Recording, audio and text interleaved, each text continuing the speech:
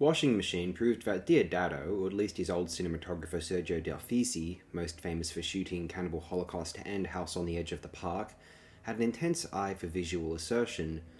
Maybe these cinematographers just take whatever work they can get, and they feel giddy then when directing a giallo or Italian horror film in general. Pure style, little substance, just flash the murder, set the scene, build the mood, show off to the director what you are capable of in this bloody spectacle, you know. Dorfisi had earlier shot Fulci's classic, very visually stimulating and impressive 1972 work Don't Torture a Duckling, and this would be his last collaboration of Deodato, this title, 1993's Washing Machine, and it would also be Deodato's final feature which displayed such cinematographic seriousness. Ballad in Blood may have tried, but may not count.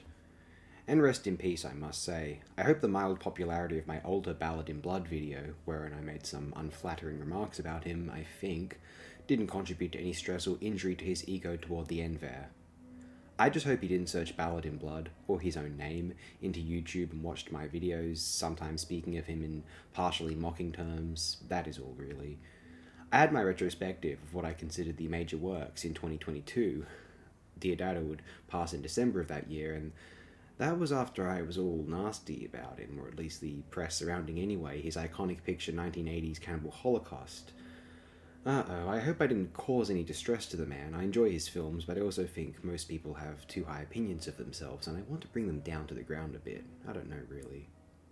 Then who am I? What's my opinion of my own self, then? My inner critic ensures I'll never be truly happy with anything I do beyond a day or three, but someone else might enjoy it along the way, which is nice. Nice, actually, I'd say. Washing Machine is good.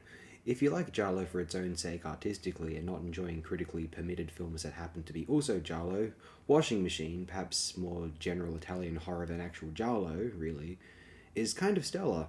I wish I had screen caps to show off. I watched it on a website. My vessel is lost at sea. I'm a hapless landlubber, so to say, more so than I was before my ship went down to sea. There were a few Deodato films I neglected to mention during my little retrospective last year. There are corners of his career I would like to examine slightly further, cover the bases I had not prior, giving us all a clearer picture of his filmography without actually having to view them, you know.